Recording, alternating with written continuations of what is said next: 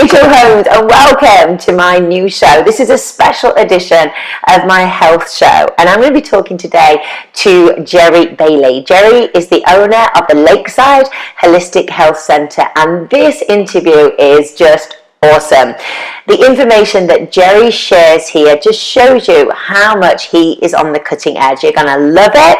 Make sure you hook up with him on social media and join his email list, and let me know what you think. If you enjoyed the video, make sure you subscribe and share on social media, and I want to hear from you, so let me know. So, here's Jerry. Hey Jerry, how are you? I'm excellent. How are you? Very good. Thank you so much for spending the time with us today. Yeah, my pleasure. Thanks for inviting me. So, as always, let's start from the beginning. Tell me your background and how you have arrived at where you are today. Well, it started out, I was born a long time ago. Start. Good start from there. I did an undergraduate degree in exercise physiology and nutrition, and also athletic coaching. And then I went on to a master's program in exercise physiology and wasn't quite happy with that. And I was looking at going to medical school itself and be a cardiothoracic surgeon. So that was kind of like the specialty in my undergrad was cardiac rehab. Yeah. And after doing some time with there and spending time with the surgeons, they were like, you know what, do something else with your life because you're busy, you make a lot of money, but you're not happy. You're never at home, you're never with your kids. I was like, well, thanks for killing the dream. Let me figure out what I want to do now. And they said, do prevention. And so that led me down to the chiropractic world of doing chiropractic first. And then I added in acupuncture to what I do. And then I also have a master's in human nutrition and functional medicine. Wow, that's big. Yeah. Yes, I have lots of letters after my last name, which is nice, but I'm done with school and now it's time to do other stuff. So what do you do on a day-to-day? Do you see clients? Do you see patients? Who comes to you, Jerry? I have a wide range of patients that I see every day. I do work 4 days a week in clinic. I also teach, too. I teach at the University of Western States in Portland, Oregon, in their Masters of Science in Human Nutrition and Functional Medicine. So I teach in that program. But, yeah, I see patients all day long, anywhere from young. My youngest I had was a newborn a couple weeks ago, to a 98-year-old. And so throughout my day, I'm doing adjusting, I'm doing acupuncture, I'm doing nutrition. I'm kind of covering whatever that person needs. So kind of holistic primary care is what it is throughout the day. So what are people looking for when they come to you, Jerry? What are the symptoms generally? Are they frustrated with the traditional medical profession?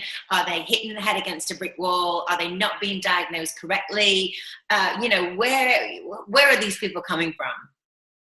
Exactly everything you said. A majority of our patients are coming in, they've been through the medical regime, so to say, they've had all the testing done, and the doc's like, we can't find anything wrong with you, so it must be in your head. Which is very common to hear from patients is like, the doc keeps saying it's in my head. I said, technically they're right because the brain registers everything in the body, but it's not the answer we're looking for. We want to know why things are occurring. And so when they get to us, they're looking for that answer why. And then we can, from history that we're talking with them through, figuring out where things went wrong and the domino effect that's occurred from there, then we can also come back and go, what lab testing we need to do? And so we do much more advanced lab testing in our clinic too, looking at organic acids, the metabolism of the body itself, looking at hormone testing itself to see what your body's producing for hormones, but also what it's breaking those down to, so those metabolites, and then also looking at the genetics of each person to really see and tie in what's going on with them and how to correct it. Wow, this could be really overwhelming for somebody. So where do you start? Is it with testing, or do you start with nutrition, or how does this process all begin? And how long does it last, Jerry? Sure. The first initial visit with us is usually an hour, and it's us just sitting and talking. It's really sitting down and figuring out what's going on with you, when it happened, and from there deciding what needs to be done. So at first it is like you said, it's that overwhelming process of, gosh, there's so much that can be done. But first step always is sitting down and figuring out why, and then always diet. You can exercise, as till the cows come home. You can do all the right stuff, and I can give you millions of dollars worth of supplements. But if we don't correct that diet, you're still at step one. And so we always start with diet, get that corrected, work them through that process, and that takes us several weeks. We always say, give us 21 days, give you that 21 days to create that habit of eating right and what to eat, and then we'll start from there, really nailing down what's going on for them and correcting it there.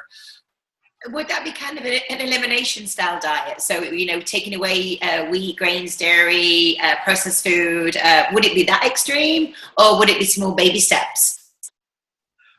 We go as fast as the person can handle, but as slow as they need. Okay. And so it is. Can we eliminate all those things at first and do that elimination approach, or do we have to go, let's slowly eliminate those from the diet?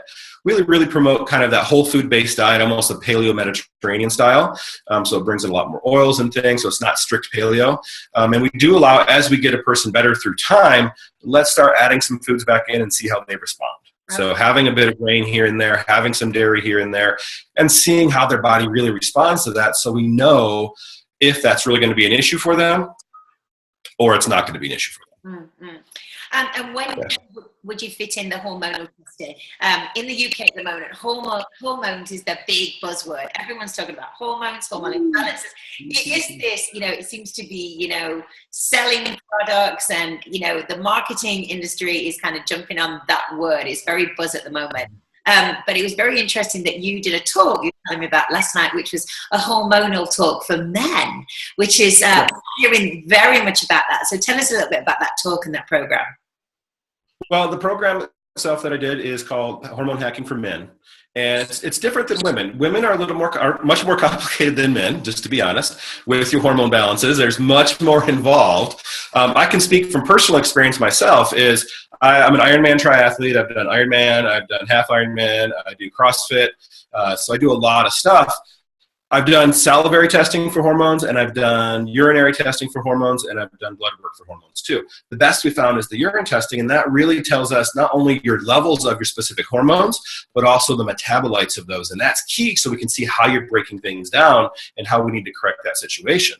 And so that's what I talk about is, let's get you tested, figure out where you are. And you bringing my personal experience in is I've done saliva testing, and my hormones themselves, estrogen, progesterone, DHEA, testosterone, those ones we always hear about, cortisol too, were all essentially normal during my Ironman training. Well, 2 years later, when I'm still doing halves and some other ones, I retested. And no matter what I did in my exercise stuff, is I never lost body fat. Is that I would shrink down, and I'm considered a Clydesdale in the triathlon world, so I'm 220 pounds, which is always about 100 kilograms. So I'm a big guy, but I can move pretty quick.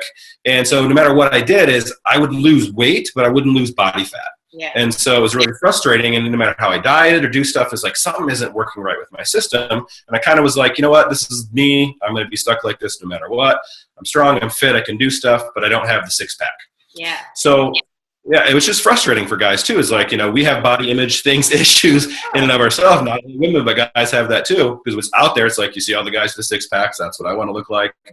And so I did my testing, my urinary testing called the Dutch test. You can go to dutchtest.com and look at it and see the testing itself. It's a urine test.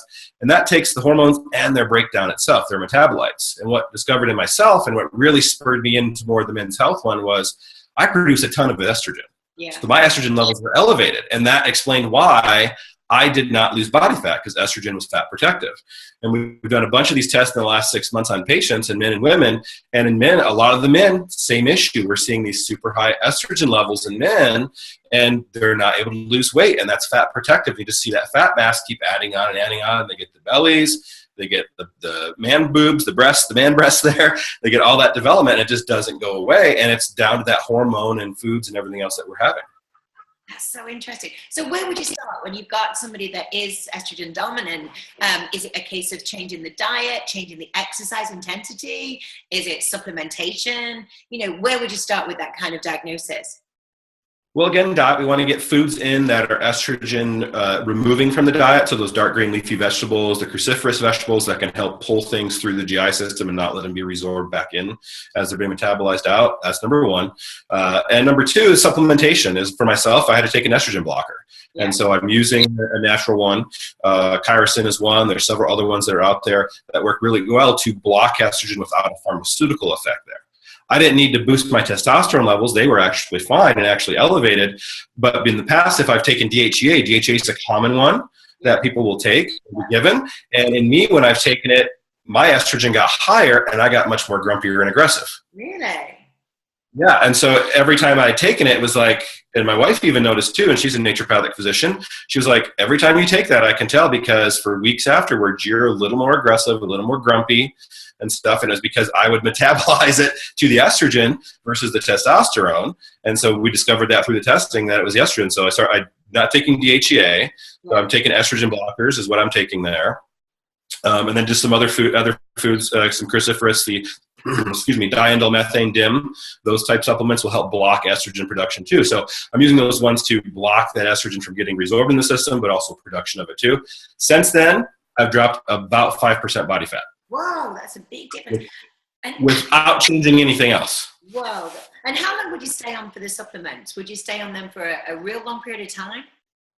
I'm going to stay on them for 6 months and then retest my hormones to see what they're doing at that point. And it may be with me, because then I did the genetic testing to really see what genes I have that could be contributing to this. And I was positive for the COMT gene, which helps to block it, which helps to get estrogen out of the system, but also help with the stress responses. Yeah. So I was positive for that, and I was positive for the MTHFR. So that showed that I have issues with detoxifying estrogen itself from the system and the stress hormones. And so it may be something where I have to be on it continually, but I'm going to retest in 3 more months. So it's a 3-month process there. I'm going to test in 3 more months and then see where I'm at. And that's interesting. And all the training that you're doing, the CrossFit, the Ironman, this is real intense training, intense, yes, body under serious amounts of stress. Do you think that has had an impact on those levels as well?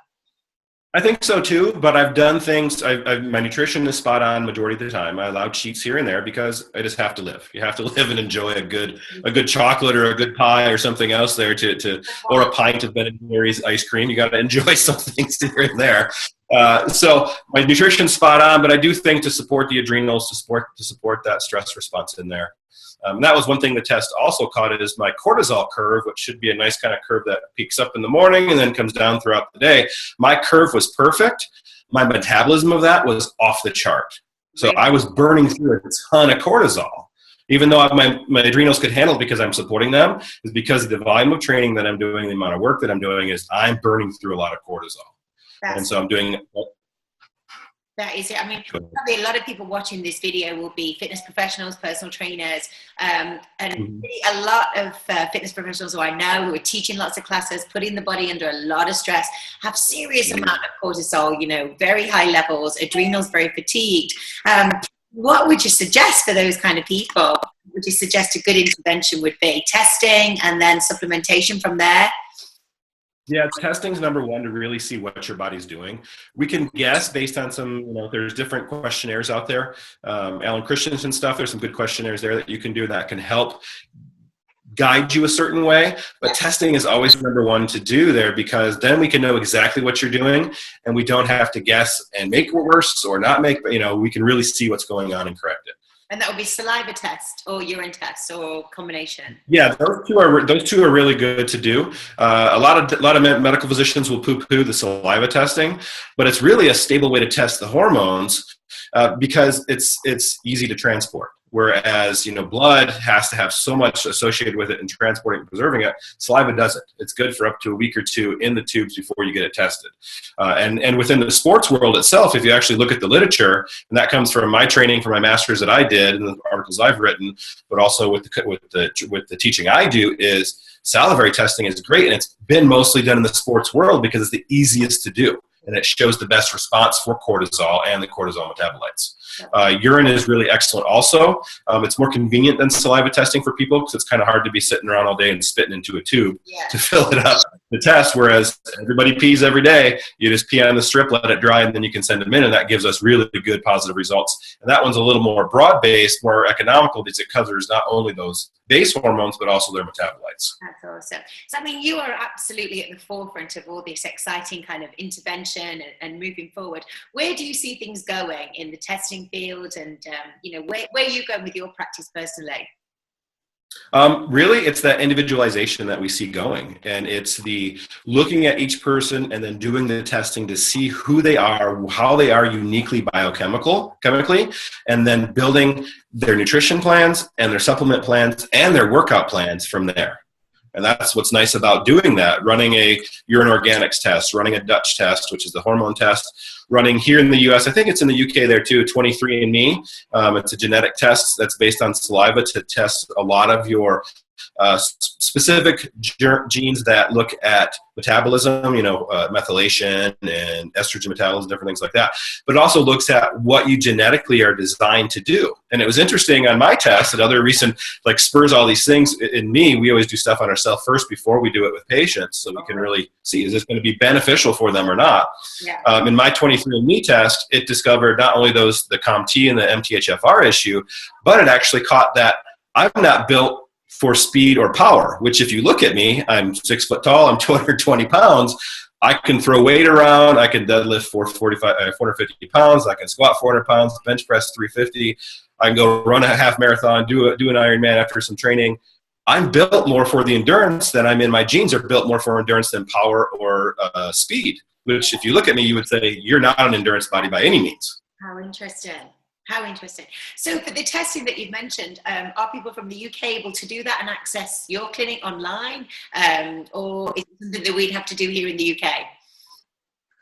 You can access us online. I'm not sure about the testing offhand, but I'm pretty sure you can do it. Or there's I can double check that and let you know for sure. But I'm pretty sure through mail and things, you can do those tests here from the UK to over here in the US. Okay, cool. And where can everybody find out more about you, Jerry, and everything that you do?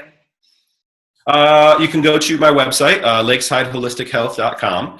We're revamping that, so it's going to be new in the next couple months. You can also go to facebook.com/lakesideholistic. You'll see myself and my wife there.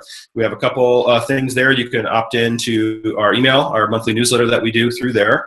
We also have, if you're interested in being a new patient or a potential patient, you can click on and opt in for a video series to learn what it is to be a new patient with us. It's a small series of videos that really just say, when you come into our office, what to expect and how the care you're going to get. That's fantastic. And they can find you on social media and say hello to you there.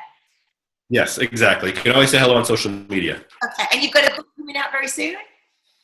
I do. Hopefully next spring it's going to be done. The Adam Plan, it's called. And it's the adrenal the adrenal and androgen deficiency in the aging athletic male.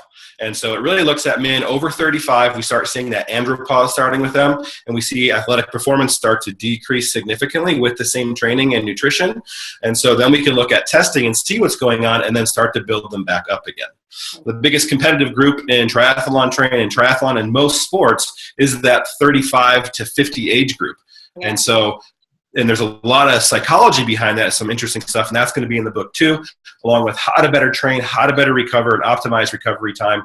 And so that way we can perform our best and continue to improve versus that slow degradation process that happens. That's fantastic. Great stuff. Thank you, Jerry. I really appreciate your time today. It's been wonderful. Yeah, thank you. Thank you. And we'll definitely thank you for having me. Yay. Thank you very much.